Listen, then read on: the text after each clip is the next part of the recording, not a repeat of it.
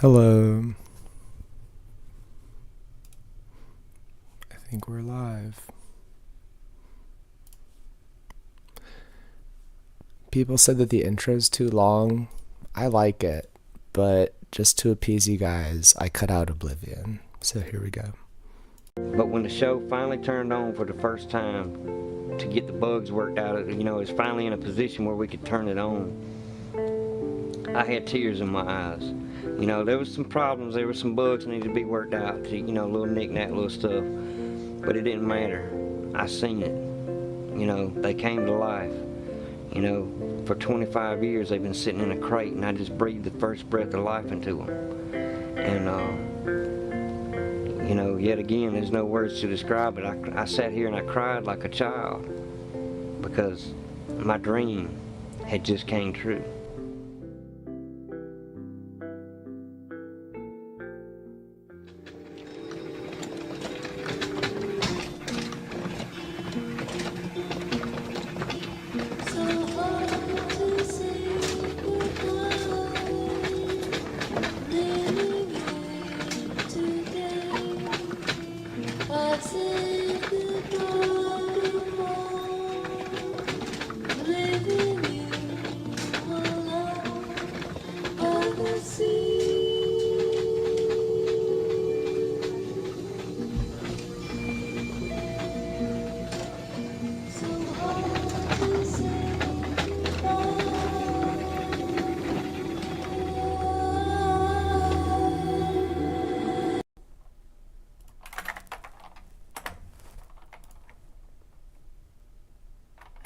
Alright, everyone.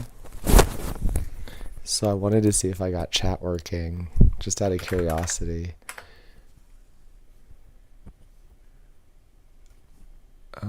Let's see. No, maybe not. And we have the UN meeting right now. So there's actually something important going on. A live UN meeting. If you want to tune into that and then tune into me later. But it's up to you.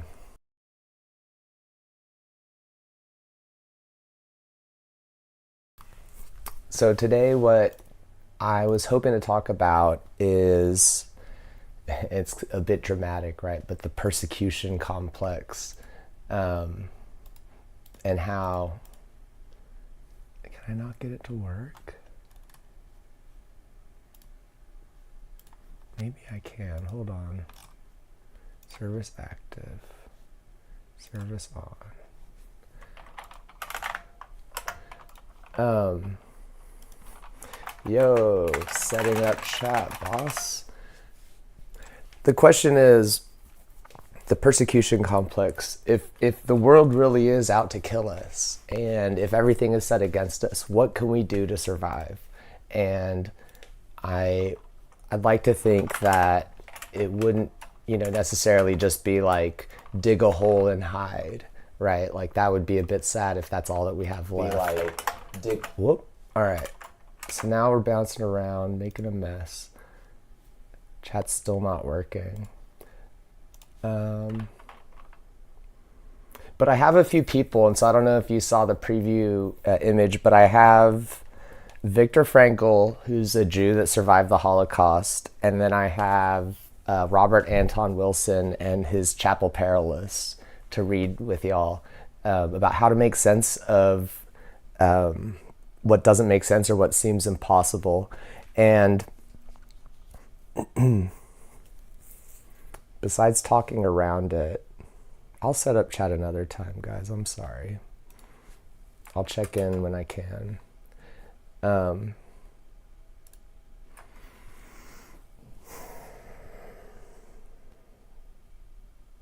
The persecution complex is a delusion that people often have. Like if you ever heard about gang stalking, people think about, like, oh, there's people, chasing me, and somebody was intimidating me at the parking lot of Home Depot. And then when I was at Home Depot, they cornered me in an aisle, and I could tell, and in essence, you're like feeding in everything that happens into this meaning structure of the world being set against you.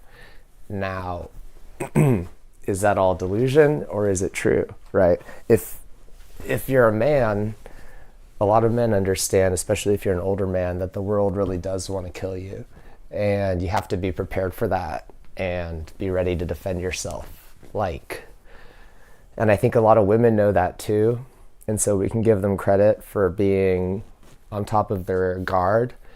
But it is sad that the world's like that. Like, imagine, I don't know, it's something that you have to figure out as a parent. How do you explain to a child that the world is so dangerous, right? Like, we don't have the tigers in the bush anymore, but we still live in a jungle where there are predators and prey and all the different things that are out there. That doesn't mean that we have to be completely bound with that peril of being, sought after. Like, if there are things that maybe want to, take the shirt off our back and rob us or hurt us or whatever, it's more important that we understand what the threat is than it is that we're actually afraid, right? Being afraid is a part of the system, because if we're not afraid, then we're not going to respond to a threat. And so actually fear is really important. I would be very suspicious of anyone that is like super like honey, sugary, don't worry, it's going to be okay. Like, let's pray, it'll, da, da, da. It can't be so straightforward, right? Like, the world is complicated. The world is beautiful. The world is dangerous. And it's all of it. So, there's this thing with the persecution complex that a lot of young adults go through. And it makes me think of young adult fiction, like books, or so there's the Twilight series, there's Harry Potter. In essence, as a person transitioning from a child toward being an adolescent, and a 16-year-old or whatever, where in essence you have a grown body but a child's, or like a young child or an older child's mind.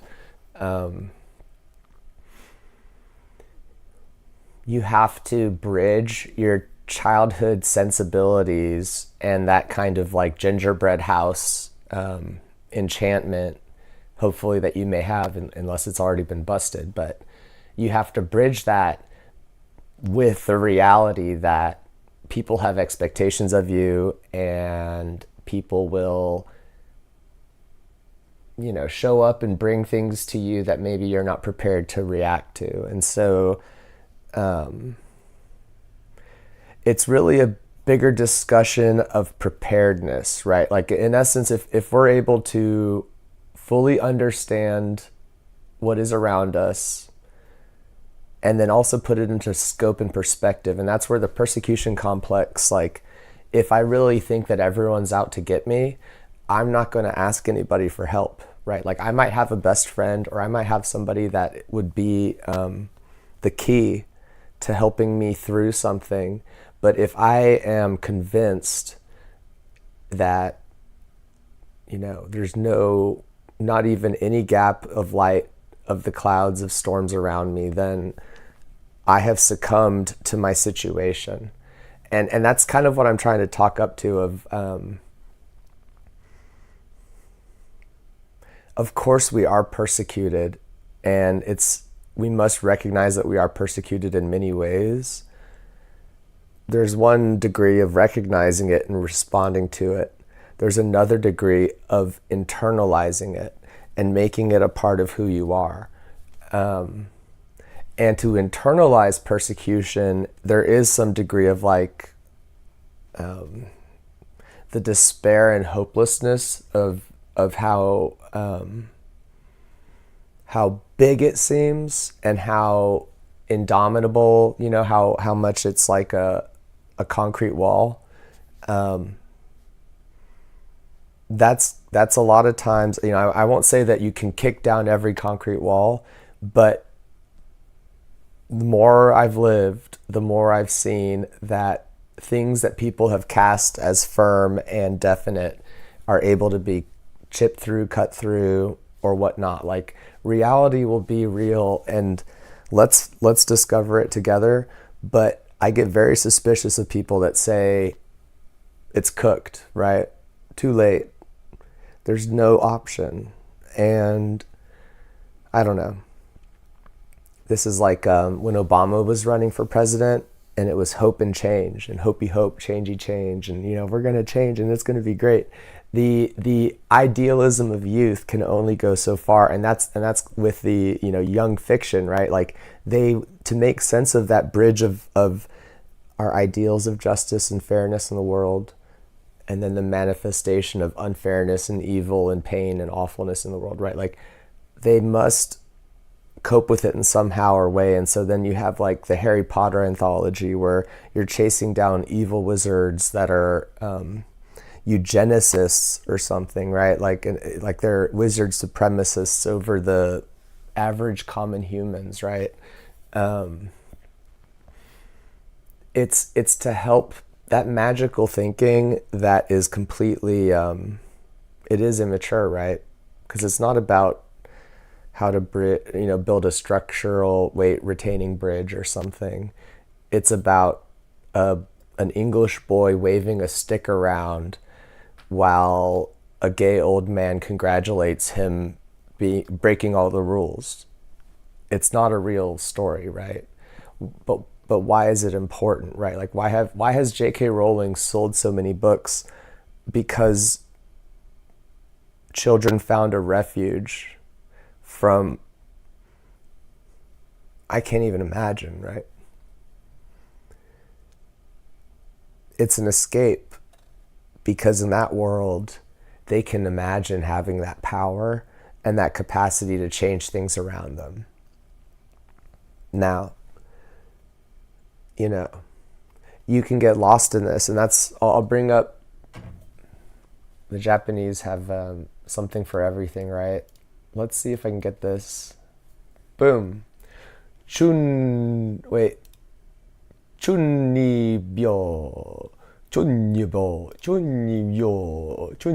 Look, and then the Japan's on the TV right now.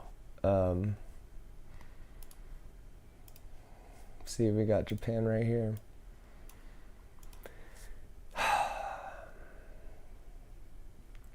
Japan says that using nuclear weapons on human beings is immoral, and you shouldn't do it.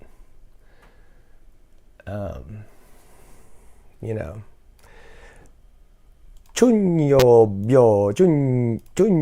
All right. So, excuse me. This is a thing that an author created in Japan.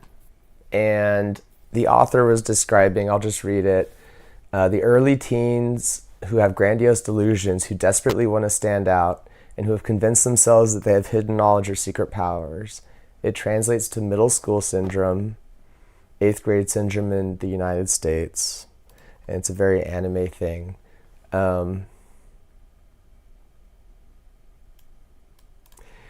But this idea that, like, maybe I'm a young girl and I hold the secret that could destroy the entire universe, or I can time travel and change the fate of, anything that happens.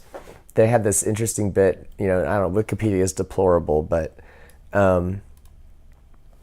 this critic, Chino, said that Don Quixote could be Chunibyo starting from 50 years old, from the vicious cycle observable within the work characterized by the protagonist's viewing of the world through colored glasses, causing the people around him to play along in order to deny or to avoid denying his delusions, but in the end only causing the protagonist to succumb more and more to those delusions.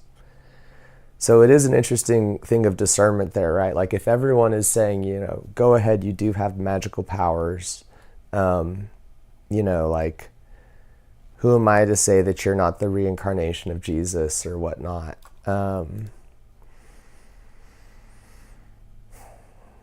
it may not be serving someone, right? Like if it's just an outright lie, you're not an ally in discernment of reality and discernment of belief if we feed an adolescent's fantasy. And I don't know, we don't have to get super political, but like this is like all the trans stuff, right?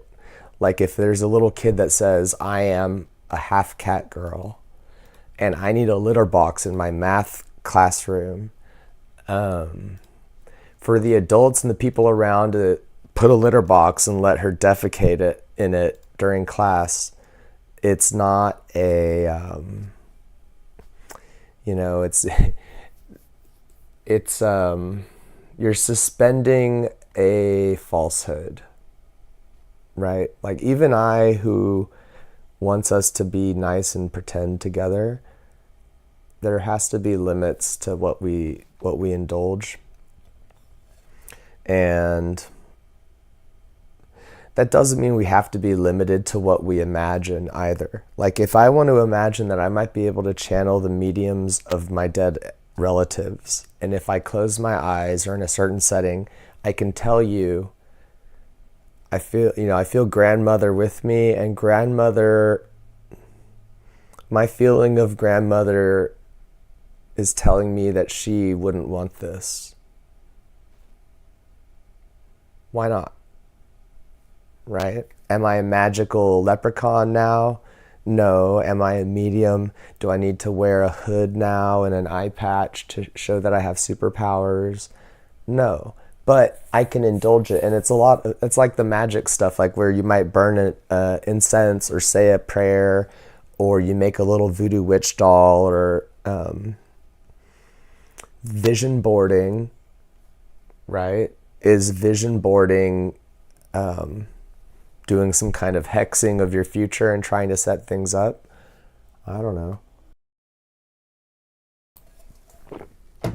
Briefly, I want to look at these other words, though. They're kind of fun.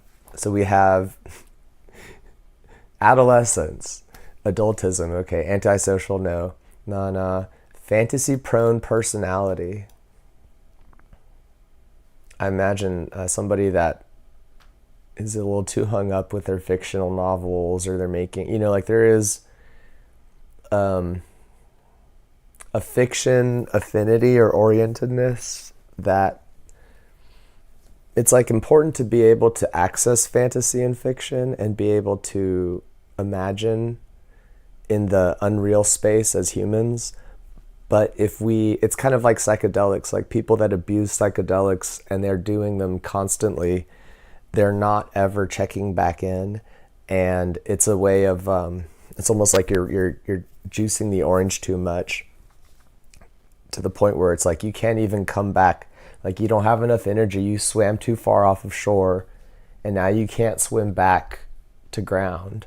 And so now you're just going to float out there as a babbling moron because you did a thumbprint of crystal acid to prove that you're a cool guy, right? Like, is that, I don't know, right? So there's a bit, you have to be, that's where there's, there must be prudence with fantasy and fiction. We have prudence with reality, but with fiction, I guess, I don't know, I get indulgent fiction, right? We go crazy. Go crazy in indulgent fiction. Don't live in indulgent fiction is I think that would be my personal caution. I like this hyperphantasia, indigo child, Peter Pan syndrome, and then schizotypal, the scarf personality disorder. Anyone that has a bunch of scarves, you're guilty. And so that's Chunibyo. What of it, right? We'll bring back our buddies. We got Sierra Leone on deck. I really like the medium of anime. There's a lot of bad anime and bad manga out there, but some of the good ones, they really do explore fantasy and the power fantasy, or it's similar to Star Trek, where in science fiction you can describe and explore ethical questions or, strange circumstances that we may never have to encounter in real life, but are informative of our real life to consider, right? Like, oh, if I could make a machine that had a soul, okay, big premise, right? But then I started kicking the machine and hurting it because I also gave it pain sensors. Am I committing a crime? Am I committing a transgression upon another living creature, right? Like, but it is in essence, you have to at least be able to indulge the fantasy and the premise and that kind of speculation to also enjoy the strange situation that it creates for you. All that said, persecution complex, how do we get out? Don't limit yourself to realistic solutions, right? Because sometimes to deal with impossible situations, you have to come up with unrealistic, sometimes what seems like impossible solutions. And there's is it the Dankverbot or whatnot? I don't know. There's some fancy German psychoanalytic or there's some Austrian psychoanalytic theory about the forbidden thoughts. And in essence, like, imagine if we weren't even given the antecedents, like the ingredients, the things that you have to have, the little steps before you actually have the conclusion that we would need to reach to realize something's going on. If you don't even give people the antecedent elements, then for them to even get there, they can't conceive of it. And in many ways, reality becomes oppressive like that. Like if somebody's asserting, and this happens a lot, they say, if you're complaining about capitalism, they say, capitalism is the only system that we've got. You can't offer an alternative. It's like, okay, you're right. Like, I might not know an answer, I might not have a solution, but we can still appreciate the problems. We can still try to address the problems. And then we can also be creative about, another system that would maybe not be conducive toward those, right? But that whole if you don't like this pie, then show me a better pie. It's kind of a dishonest argument or response when you're having a conversation with someone. It's like, you must provide a counterexample of something viable.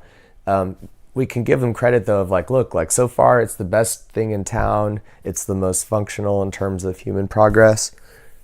But there's also plenty of tragic and awful elements that we must not ignore. So I don't know. We must find some balance between an objective realism and then some kind of hero complex. And that's the thing. Like, what is it? They say like a teenager, like a stupid teenager comes out a hero, and then a wiser man returns a warrior. And what is it? A warrior doesn't... I think a warrior understands that there are some fights that can and can't be won, whereas a hero is just like marching up the hill all the time. And a lot of heroes we never see again, right? Like they're martyrs, basically. But somewhere between that wise realist that can choose their fights and choose when to be tolerant and just abide trouble, and choose when to stand up to it or when to take action. It's like that gator, move quietly, strike swiftly, or whatever it is, compared to a braggadocious teenager that just goes at it. And that is a problem. Like if you feel persecuted, one of the ways that they get you is for you to dysfunctionally respond to the persecution. So if they are genuinely screwing you over in some situation, but you act out and you act a fool, then their provocations have been successful, right? Like they have caused you to be identified as a aberrant, right? Like your social credit score has been deduced or deducted, regardless. The other thing I wanted to talk about, so I'll talk about Viktor Frankl, because we've been kind of weird. We'll get back to, who is it? Our other guy, Robert Anton Wilson later. Viktor Frankl, the world can take a lot away from us.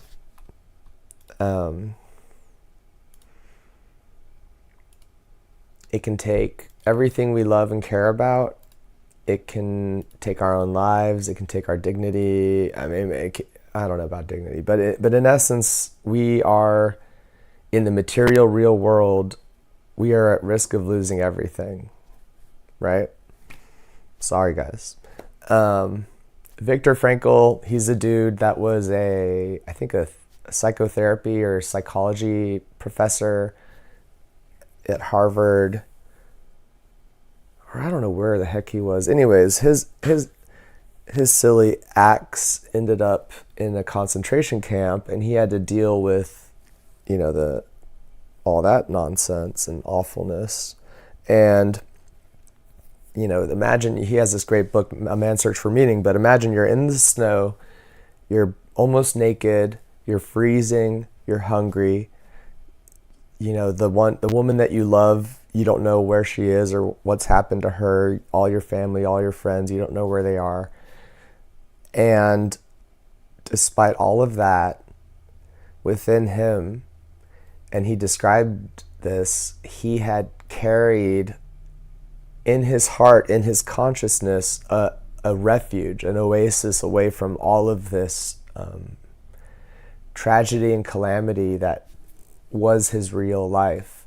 And that, his consciousness, right? Like that was the last thing he had. And the circumstances are designed to try to even steal that from you. So imagine then if even his imagination, his mind and where it wanders, or his heart, his soul, even that was spoiled and completely invaded and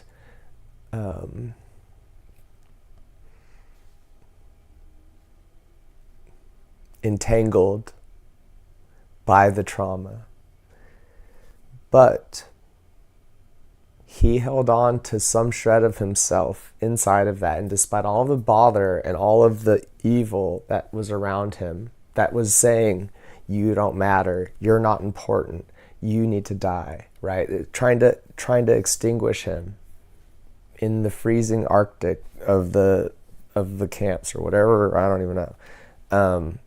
He held on to that, and his speculation in the book is that made the difference. Like if given all the setting, if he didn't keep some shred of his consciousness, if he didn't retain that part of himself where he could imagine him around his family or in a warm place, doing something else, if he didn't retain that, he likely wouldn't have lived to even write the book. He wouldn't have survived it, and many of the people around him didn't, right? And it's not to blame them, right? But in essence, they succumbed to the persecution that surrounded them. And that's something that I want to impart in this video, that, and it's like, don't be foolish, like beyond reason, but don't ever let someone tell you it's over. Like for someone to say it's totally over, I think that must be a very uncreative person, because they can't imagine what may happen of this, right? Like I don't know. There are some things that aren't totally over. It's over. Like move on, right? But things are waxier than we're led to believe, and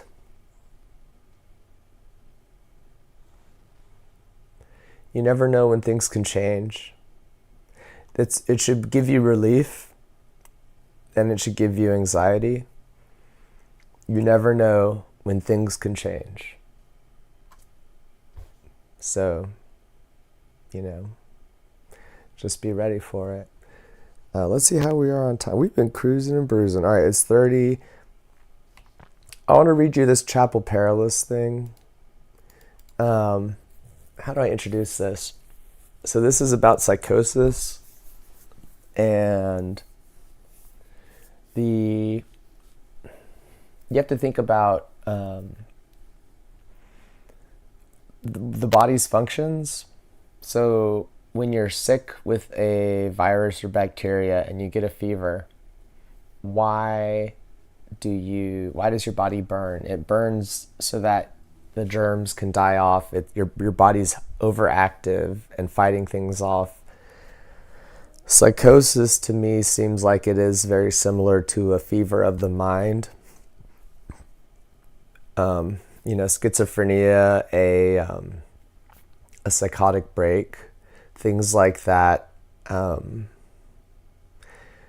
fever of the mind might feed into this chemical kind of false analogy with the brain. It's not that you need to calm the mind down as much as the mind needs something to order or organize itself. And the reason it's I don't know how much study's been done about why the onset of psychosis usually happens for young men in their 20s, but there's something about the ages of 18 to 24 that there are more psychotic episodes than many others. And it could just be that then they're an adult. It could be that they start using psychedelic drugs and things like that. That's a part of it. There's stress, they're not around their support system, and they might be stressed by the, it's I might not have psychosis if I'm having a good time, but if the entire world is awful and if you lock me in solitary confinement for 3 years, I might have psychosis, right? And it's not about me being a crazy person as much as in certain circumstances, if the setting is in a particular way, I might not be able to cope with what's happening. And then what do we do, right? The brain doesn't know. How do I make sense of what's happened? Let's say if something really traumatic happened to me, how do I process and integrate this new reality or this new experience? And in a psychotic or delusional state, it's in essence the brain and the mind trying to reach and gather anything it can and make sense of anything it can to find a center again. Because during that state that it's you're adrift, you don't have a center, you're not sure of what you can and can't believe, and so you're just you're just all over the place, right? Another way of saying it is a spiritual emergency or spiritual emergence. And in other cultures, a lot of times these psychotic breaks would be treated as not like a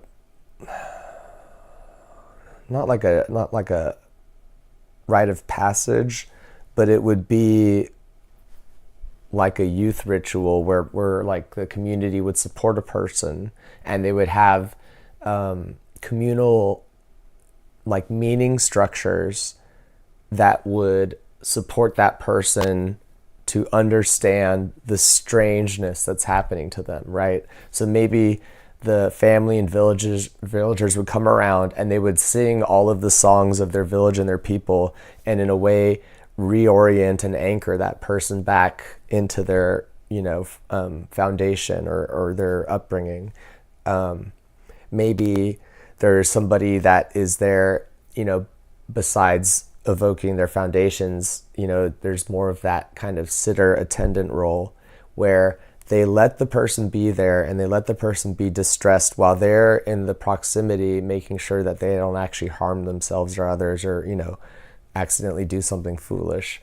But in essence, that kind of a vessel keeper to help that person have a safe context to get through a spiritual emergency. Because that's the other thing of like, there is no other way but through. You can't just Control-Alt-Delete somebody if they're having this reintegrative experience. Like if their actual psyche and their way of understanding the world isn't lining up or isn't making sense, at some point it has to, finally come back together. I have to close this. I'll close this for buffering's sake. Let's see if it works. Hold on.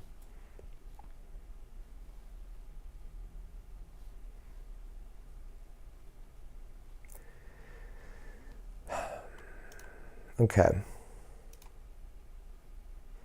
So with all that said, I've been talking a bit, eh?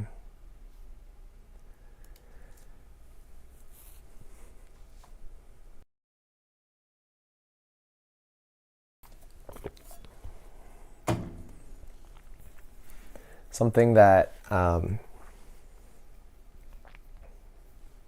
like to think about is if everything is inspirational to you, and if you're inspired by everything around you, everything then seems related, because they're all in their own inspiring ways weaving through you. During psychosis, then, it's easy to get that gang stalking feeling where it's like, oh, the vans and the cars and the traffic pattern are moving around and this and that, like this sort of pile-on meaning where you put everything together and this is on that and this, but it's also very frail and kind of modeled together. So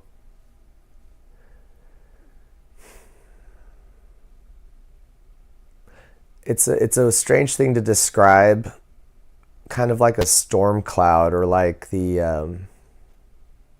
was it the Tasmanian devil, or like Looney Tunes where they fight and then you see the arms and the feet and the head and everything poking out. But when somebody's going through that, there is some kind of a process, and there is some kind of traversal that happens where the most substantial things stay around and the things that matter less might slide away. Now, I'm just using first person, if I were to be describing my post spiritual emergency experiences, and I were to say, well, the devil is cursing me to do this, and in essence, like, I might use words that other people might not use, but to me it makes perfect sense, and I would have a coherent, like, sober, regular person sense of it, right? But to another person, I say, like, oh yeah, I confronted the devil and I told him I'm not playing his games with alcohol anymore, right? Like, well, did I really talk to the devil? Is anyone going to really sit there and like bat me over the head and say, you didn't talk to the devil, you idiot? No, right? Like, so there is some construction there, right? But you have to have patience for that mystical sense in there, while also seeing that there is a narrative grounded in reality, grounded in the real world, that might help that person eventually come to grips with what's happening to them without that fantastical, imaginative, like chunibyo element. So I'm going to read this, and then I think we'll just call it, yeah? And yeah, I'll be back on Saturday. So this is from Robert Anton Wilson, Cosmic Trigger, 1977. And I like the way it describes the strange unsure, unreal space. So allow me to read it. In researching occult conspiracies, one eventually faces a crossroads of mythic proportion called chapel perilous in the trade. You come out the other side a stone paranoid or an agnostic. There is no third way. I came out an agnostic. Chapel perilous, like the mysterious entity called I, cannot be located in the space-time continuum. It is weightless, odorless, tasteless, and undetectable by ordinary instruments. Indeed, like the ego, it is even possible to deny it is there.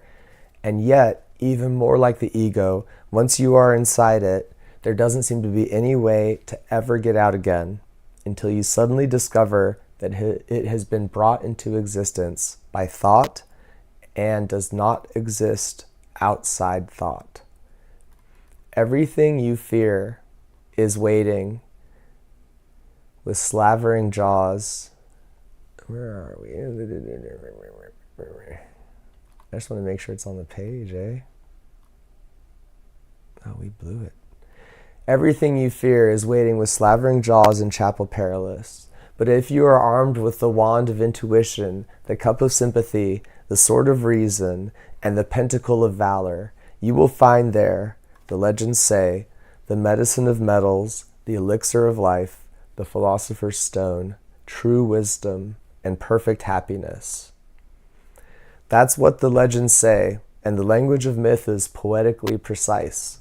For instance, if you go into that realm without the sword of reason, you will lose your mind.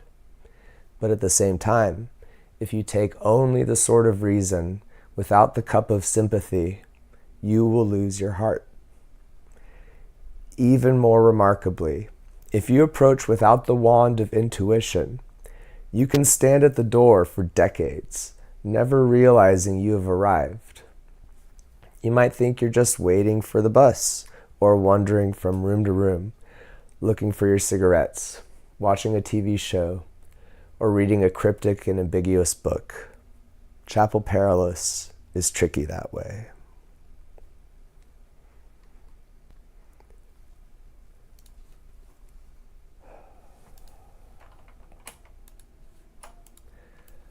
I enjoy that. I actually haven't read a lick of Robert Anton Wilson besides that, which is funny, right?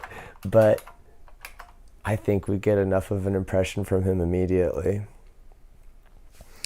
And then I forgot to read this during my Abyss stream the other day, but I do want to read it now because this is something I wrote myself, a poem about Abyss, and I think it's charming. And then I will play a video to embody the Chunibyo quality. It's an anime AMV. I hope you like it. Otherwise, you can just tune out, and I'll see you Saturday. Here's the poem. I won't display it. Here, we can display it. Why not? We're good like that, right? No, it doesn't work. All right, forget it. We emerge from abyss and return in time. Our humble lives breaks from indistinction. What is forgotten and past remains real, held in the unifying truth of impermanence. The spirits of lost heartful moments, a glance, a tear, a laugh, an embrace, expressions cast to fill unlimited emptiness. Abyss welcomes all and keeps a quiet home. So, with all that said, until next time, Abyss.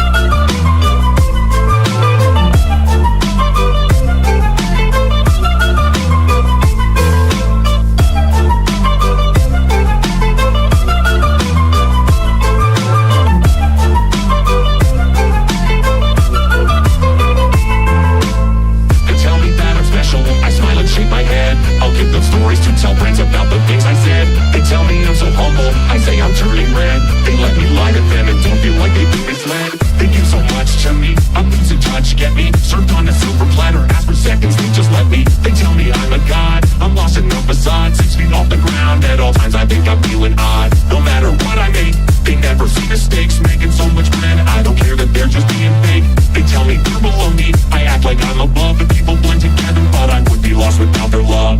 Can you heal me? Have I gained too much? When you become untouchable, you're unable to touch. Is there a real need? Pop the champagne. It hurts me just to think, am I doomed to pain?